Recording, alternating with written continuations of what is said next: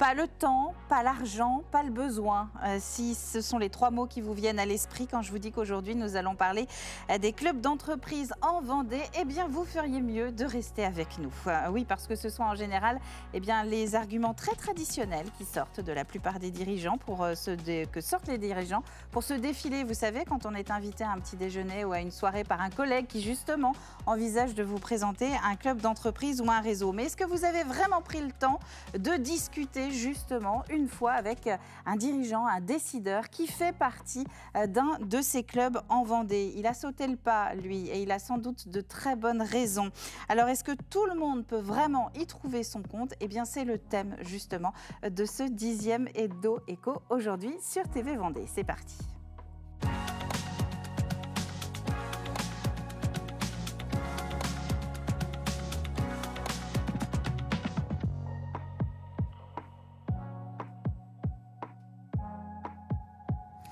Et nous avons retrouvé cette semaine une configuration un petit peu plus traditionnelle par rapport à la semaine dernière. Donc pour cet Hebdo Éco, avec nos deux invités du jour, on va parler club d'entreprise, on va parler réseau.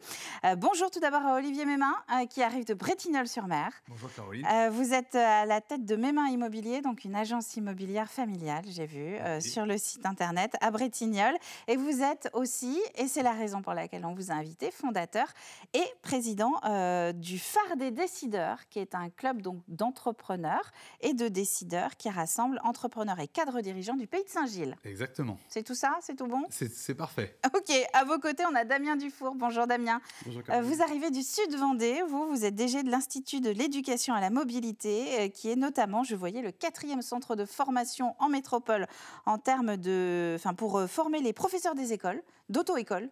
Exactement. Professeur d'auto-école. Des professionnels de la sécurité routière et entre autres des enseignants de la conduite. Et vous êtes également, et là encore c'est la casquette qui nous intéresse aujourd'hui, vice-président du club d'entreprise Sud Vendée. Alors avant de voir ensemble si ça sert vraiment à quelque chose, ces clubs que vous représentez aujourd'hui, je suis volontairement un petit peu... c'est l'ambiance sur l'Hebdo Éco, mais je suis sûre qu'on va voir qu'il y a beaucoup de bonnes raisons justement pour fonder, reprendre, diriger, participer en tout cas à ces clubs d'entreprise. On va faire un petit point sur l'éco et les échos de la semaine en Vendée. Et parmi les actus éco de Vendée qui ont retenu l'attention de la rédaction, eh bien, nous allons parler d'effervescence pour commencer. Alors, pas le magazine culturel de TV Vendée du mardi, non, mais de la 5e édition, vous le voyez, de ce salon B2B orchestré depuis 2021 par la CPME en Vendée. La première édition, d'ailleurs, de mémoire, c'était du côté de Fontenay-le-Comte. Nous sommes à 15 jours du rendez-vous. C'est au Parc Expo des Herbiers cette année que ça va se passer. 200 entreprises au même endroit, au même moment, pour réseauter, s'informer, faire du business. Il reste encore d'ailleurs quelques jours pour réserver votre stand au sein de ce salon Effervescence. Toutes les infos, c'est sur saloneffervescence.fr. Un focus sur l'entreprise MZR également, qui est installée à Landevieille, c'est à côté de Bretignolles. L'entreprise va représenter la Vendée à l'Élysée à l'occasion de la grande expo du fabriqué en France. C'est en fin de semaine prochaine et vous voyez la raison pour laquelle l'entreprise a été invitée, c'est son e-tréteau qui a tapé dans l'œil des organisateurs avec 122 autres produits du territoire. Le e-tréteau, c'est un tréteau électrique à hauteur réglable équipé de roulettes. Il a été conçu par les équipes de Frédéric Mazoyer, le dirigeant de MZR, pour améliorer les conditions de travail et réduire la pénibilité. Et puis on va terminer avec un petit coup de pouce, parce que je vous en parlais il y a quelques semaines. Sofareb, l'entreprise qui est installée à Longève dans le Sud Vendée, a reçu il y a quelques semaines un prix. Et bien cette fois-ci, les équipes de Laure Roturo et de Franck Chauveau viennent d'apprendre qu'elles étaient aussi finalistes du concours national de la CPME dans la catégorie croissance. Et là maintenant, tout va se jouer en fonction de nous, puisqu'il y a 3 entreprises françaises qui ont été sélectionnées, dont la vendéenne. La gagnante sera celle qui aura obtenu le plus de votes. Vous voyez où je veux en venir. Vous avez jusqu'au 30 novembre pour voter sur le site national de la CPME. Et je vous assure qu'en 3 clics, c'est fait. Toutes les infos sont sur les pages Facebook et LinkedIn de l'entreprise Sofareb. Le chiffre de la semaine à présent. Alors, on va le voir s'afficher à l'écran. C'est 6, un tout petit chiffre. 6, Ce sera à partir du 4 décembre prochain le nombre d'espaces de coworking de la marque La Fabrique, un groupe lancé en 2018 par la slasheuse et coworkeuse Aurélie Ripoche. Après les Essarts, Mortagne-sur-Sèvre ou encore Saint-Jean-de-Beugnet, ce 6e espace va ouvrir dans le centre de La Roche-sur-Yon et s'appellera assez logiquement La Fabrique lyonnaise. Aux manettes, Nicolas Jaudet. Une journée porte ouverte est d'ailleurs prévue. Ce sera le 21 novembre prochain pour découvrir les lieux. Rendez-vous donc impasse Ampère, juste à côté des locaux de la Banque alimentaire de Vendée. Voilà pour les quelques actus échos de la semaine en Vendée. Si vous en avez d'ailleurs de votre côté, n'hésitez pas à nous les envoyer via les différents réseaux de TV Vendée. On va passer maintenant à notre entretien. Alors, messieurs, les clubs d'entreprise, est-ce que ça sert à quelque chose en Vendée? Alors, avant de savoir déjà si ça sert à quelque chose, moi, j'aimerais bien avoir votre propre définition de ces clubs d'entreprise. Alors, peut-être pas les définitions propres au phare des décideurs et au club d'entreprise Sud-Vendée, mais pour vous, un club d'entreprise, qu'est-ce que c'est? Pour moi, c'est un lieu où en fait, des entrepreneurs vont pouvoir se rencontrer, échanger sur des thématiques qui leur sont propres, parce que souvent, en fait, on a plein de sujets en tête et puis on se dit comment on va faire ci, comment on va faire ça, puis on ne peut pas être expert dans tout, même quand on lance son entreprise, il y a des défis à relever. Et je trouve que c'est souvent un lieu de rencontre où on va pouvoir discuter entre nous, et puis finalement, les affinités vont faire que par la suite, on se recommandera. Bon, en tout cas, c'est ce que je pense. On a à peu près la même définition. Donc, en effet, c'est d'abord un lieu de rencontre parce que les entreprises du territoire, c'est important qu'elles se connaissent. Et finalement, on a peu d'occasions de se croiser. Et c'est vraiment un lieu privilégié, ces moments qu'on va construire autour du club d'entreprise. Et puis, c'est aussi un relais des infrastructures publiques avec les entreprises. Et ça nous permet aussi d'avoir un dialogue groupé pour faire un peu plus poids sur nos besoins en tant qu'entreprise. Alors, j'ai attaqué un petit peu frontalement tout à l'heure. C'est chronophage, j'en ai pas forcément besoin. Qu'est-ce qui fait que vous vous êtes impliqué dans ces clubs d'entreprise? Damien, par exemple. Alors, c'est une vraie conviction territoire. D'abord, il y a quelque chose, c'est que ça prend du temps, vous l'avez dit, mais on en ressort toujours avec le sourire parce qu'on a pu partager. C'est un côté où on est un peu entre pairs et on peut se dire des choses qui parfois nous touchent. On a souvent la solitude du dirigeant, donc on va avoir des échanges assez pertinents. On va apprendre des choses et puis il y a ce côté entraide aussi qui va être très, très présent. Donc c'est vraiment des moments assez intenses et au final on en sort toujours grandi. Le sourire, il y en a peut-être qui ont du mal à se dire à quoi ça va me servir, quoi, cette prise de recul. Olivier, c'est pareil, du côté donc, du pays de Saint-Gilles. Tout le monde a conscience de cette nécessité de casser la solitude. C'est-à-dire que si on est déjà dans le phare des décideurs, c'est qu'on oui, on n'a en a franchi conscience. pas. Mais c'est vrai que beaucoup, en fait, ne veulent souvent pas venir dans les clubs parce qu'ils disent, bon, c'est de l'entre-soi, on va perdre du temps, on va juste échanger les cartes de visite. C'est possible que certains clubs fonctionnent comme ça. Nous, c'est comme Damien, c'est-à-dire qu'on a des matinales structurées, ça peut être sur de la préparation mentale, parce que des fois, il y en a, ils sont à la limite du burn-out. On a fait des rencontres inter-asso, on a fait des formations sur le référencement, etc. Donc, en fait, on en ressort avec toujours quelque chose qu'on apprend. Donc, c'est pas juste un serrage de paluche, un café, une carte de visite, ça va bien au-delà, en fait. Et je pense que justement, les gens, ils trouvent leur compte. Après, il faut manager ça. Alors, il y a un mot que vous avez prononcé, ça tombe très bien, ça faisait partie de mes questions, c'est pas de l'entre-soi. C'est vrai que souvent, quand même, dans les clubs, on revoit un peu les mêmes têtes. Alors, comment on fait pour prouver justement que non, c'est ouvert à tout le monde? Et comment vous faites, vous, peut-être aussi, pour aller chercher et vous ouvrir vos clubs à vraiment le plus de dirigeants, le plus de TPE, de PME vendéennes, enfin en tout cas sur vos territoires respectifs? Alors, déjà, les clubs, ils sont quand même géographiquement limités.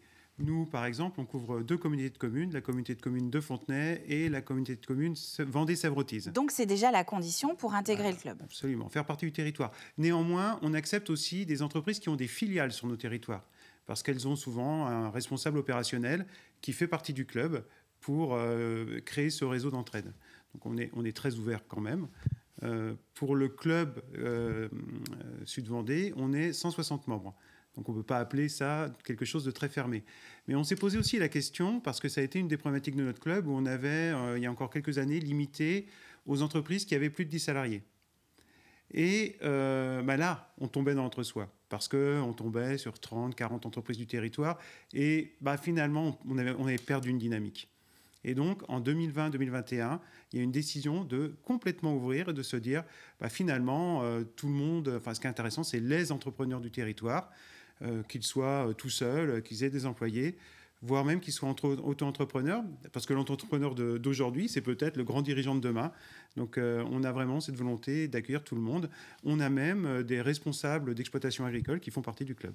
Mais qui sont des chefs d'entreprise. Qui sont des chefs d'entreprise. Mais souvent, entreprise, on pense entreprise industrielle, on pense... et là, on a complètement décloisonné, on accepte absolument tout le monde. C'est assez incroyable de se dire que vous êtes passé d'une quarantaine à plus d'une centaine, rien qu'en enlevant le critère du nombre de salariés, par exemple. Oui, c'est vrai. Mais je pense aussi que ça correspondait à un moment du territoire. C'est vrai qu'on a un territoire, il y avait des grands groupes qui sont partis. On a souffert de désindustrialisation. Et il y a eu ce besoin, quelque part, de se retrouver pour reconstruire ensemble. Et il y a une cohésion qui est extrêmement forte sur le territoire où c'est assez facile, finalement, de se retrouver. Assez naturel. Et alors, pourquoi avoir créé sur le pays de Saint-Gilles, avoir voulu lancer ce club, Olivier?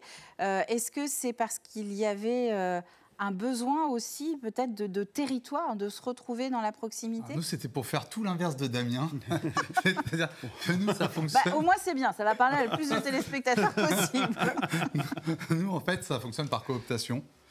Donc, on va être un beaucoup plus petit nombre, puisqu'on est 16, parce qu'on pense que mieux on se connaît, mieux on se recommandera, mieux on échangera et mieux on osera parler aussi de nos problématiques. Donc là, il y a une notion de business quand même derrière. Bien sûr qu'il y a une notion de business. Pourquoi on l'a fait? Parce que, moi, je l'ai fait avec deux copains. Benoît Poitier, qui est plombier, et Fred Portet, qui avait créé le Roxy à Saint-Gilles. Et on s'est dit, mais en fait, on échange, on discute tout le temps. Je te recommande avec d'autres corps de métier, etc. Pourquoi on ne ferait pas un groupe entre nous? Donc, on a fait le groupe. Et après, pour l'ouvrir, on a dit, chaque membre peut coopter quelqu'un pour intégrer l'asso. Donc, elle va grandir gentiment, mais on veut, par contre, se limiter en termes de nombre de personnes parce qu'on est convaincu que nos échanges seront plus qualitatifs dans la connaissance, en fait, de chacun. Pourtant, le pays de Saint-Gilles, c'est assez grand. Oui, mais alors, il y a déjà pas mal de clubs sur le pays de Saint-Gilles qui existent. Après, nous, au Phare des décideurs, on s'est dit, on ne se retrouvait pas, en fait, dans les clubs qui existaient. C'était des fois trop business, des fois aussi pas assez orienté problématique. Et nous, c'est quand même l'objectif, c'est que chaque matinale réponde à une problématique de quelqu'un ou de plusieurs membres. Donc, si je comprends bien, à vous écouter tous les deux, ça veut aussi dire que la personne qui n'est pas trop convaincue, mais qui veut quand même se lancer, la première chose, c'est de se renseigner un peu sur, dans mon jargon, on dirait la ligne éditoriale, mais en tout cas, votre spécificité à chaque club, puisque vous n'avez pas tous les mêmes objectifs. Oui. Il n'y a pas les mêmes objectifs, il n'y a pas les mêmes prix aussi de droits d'entrée. Il y a des clubs, des fois, qui sont assez chers, etc. Nous, c'est un club complètement bénévole, donc la cotisation est faible, il en faut bien une. Mais il y a aussi ça, c'est la ligne éditoriale, pour vérifier justement si aussi ça correspond, si ce n'est pas aussi toutes les mêmes matinales. Parce qu'il y a des clubs où, en fait, ça va être business pur, et ils vont se dire la même chose toutes les matinales. Donc, je comprends la question du début, que ça peut être rébarbatif. Ça dépend, en fait, des clubs, quoi. C'est vrai que nous, ce n'est pas du tout orienté business. C'est vraiment orienté rencontre d'entreprise. Et on a fait un choix fort, c'est aussi d'organiser 3 à 4 fois par an des visites d'entreprise. Avec, ça c'est toujours le même processus. Donc on va visiter l'entreprise. Une entreprise qui va souvent éclairer sur un nouveau processus, une innovation, une manière de fonctionner. Donc c'est cet objectif d'essayer de se décloisonner et d'apprendre des autres. Et puis on va terminer derrière par un moment convivial. Un moment convivial qui souvent se termine très tard. Oui, nous, alors qu'au Phare, ça commence très tôt. Nous, voilà. Non, mais comme quoi, j'ai vraiment pris des invités qui n'ont rien à voir l'un avec l'autre. Mais donc, est-ce que sur votre territoire également du Sud Vendée, il y a d'autres réseaux? Olivier disait sur le pays de Saint-Gilles, il y en a déjà beaucoup. En gros, il faut un peu faire sa place et donc marquer sa différence. Dans le Sud Vendée, c'est articulé comment? Alors, il y a des clubs également, des clubs qui sont plus orientés business. Et on retrouve aussi un club qui est plutôt orienté autour des artisans commerçants. D'accord, donc il y a moins de corps de métier. Exactement, il y a moins de clubs. Donc, et puis, nous, on va aussi retrouver dans notre club certains commerçants et certains artisans. En fait, on n'est pas... Je pense qu'aucun club n'est vraiment fermé et chacun vient rechercher une ligne éditoriale. Je ne l'aurais pas dit comme ça, mais c'est exactement ça. Où ce sont des visions un peu différentes. Est-ce qu'il arrive parfois que des personnes rentrent en étant finalement plutôt motivées, mais où vous sentez que ça ne va pas le faire? Alors nous, on n'est jamais excluants. Certains partent, mais en fait, on se rend compte qu'au fil des années, on a très peu de turnover, on dirait maintenant. On a très peu d'entreprises qui arrêtent. Souvent, elles arrêtent parce qu'elles arrêtent tout court. Ça arrive. Mais en général, quand on est rentré dans le club, les gens retrouvent cette cohésion et cette sympathie qui est puissante, qui est vraiment puissante. Olivier ? Je touche du bois, nous ça ne nous arrive pas pour l'instant. Je pense aussi que quand nous on les intègre, on leur explique que ça va être bienveillant, c'est vraiment pas une distribution de cartes de visite et puis on file, que le moment aussi de la convivialité, c'est notre petite demi-heure de petit-déj ensemble, c'est justement aussi un moment hyper important. Donc s'ils viennent avec le sourire, ils restent après. Généralement tout va bien. Et est-ce que vous sentez que en dehors de vos clubs respectifs, ça peut servir quand même de faire partie de vos réseaux? Tout le temps. C'est très impressionnant. On a un problème, on décroche le téléphone, on a une solution. Je suis ultra impressionné par la puissance et l'efficacité du réseau. Si bien qu'il arrive même qu'on arrive à se signer dans le réseau des contrats, même si ce n'est pas un club d'entreprise, juste en se serrant la main. Parce que vous vous connaissez, vous vous rencontrez dans un contexte aussi hors travail finalement. Absolument. Au début, et ça vous permet au-delà de vous revoir. Exactement, la confiance s'instaure, c'est vraiment fort, c'est que ces moments qu'on échange finalement ensemble permettent de se connaître différemment et donc de faire vraiment monter ce niveau de confiance. Et Olivier, c'est un peu la base, non, de la création? Oui, clairement. Là, par exemple, j'ai un exemple tout simple. Quelqu'un avait pas assez de clients. Donc on lui a dit, mais tu t'es référencé comment? C'est quoi tes mots-clés, etc. On l'a tous étudié ensemble, son site, et on s'est tous dit, comment nous, on te chercherait? Finalement, elle a donc tout transformé, et là, elle se rend compte qu'elle a beaucoup plus de volume d'affaires qu'avant. Et c'était juste une matinale d'entraide avec cette personne-là, quoi. Vous faites des codev, en fait. Un petit peu. Mais c'est vrai que s'il n'y avait pas eu ça, peut-être qu'elle, toute seule dans son coin, elle aurait commencé à avoir un chiffre qui décline, ou elle n'aurait pas évolué, et puis finalement, elle aurait peut-être arrêté son activité, alors que son activité est très bien. Comment on fait pour tenter une approche? Il suffit de vous appeler vraiment et de dire, voilà, j'ai envie de rentrer, de voir comment ça se passe? Alors, on a même un site web, tout simplement, avec une fiche de contact, et on laisse ses coordonnées sur le contact pour rentrer en contact avec les personnes du bureau. C'est vrai que nous, on est 160, donc on a 15 chefs d'entreprise qui sont au bureau. Ce bureau se retrouve tous les mois. Donc on peut parler de problèmes économiques, évidemment, mais on va aussi parler de vie de l'association, des futurs événements qu'on peut créer ensemble. Et c'est assez intéressant parce qu'on est évidemment hébergé par la communauté de communes, mais les entreprises nous invitent régulièrement pour venir faire une séance de bureau pour découvrir l'entreprise. Et donc ça nous permet aussi de relayer à travers les réseaux de notre association l'activité d'entreprise. Et puis on fait souvent des très belles découvertes. Soit des entreprises, ça peut être aussi des associations, ça peut être des lycées, des collèges.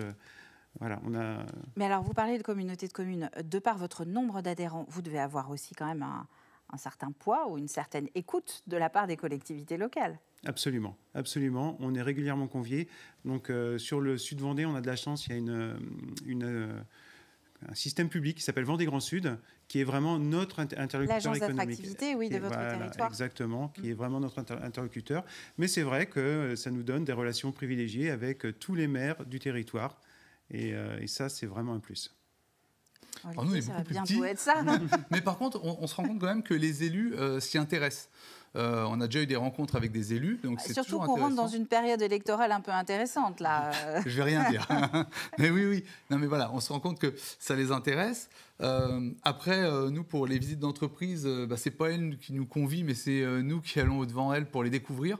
Parce que souvent, en fait, ce qu'on aime bien, c'est les réussites, voir comment ils ont fait de transformer un petit outil de production à quelque chose de très grand. Alors, on parlait d'MZR, par exemple.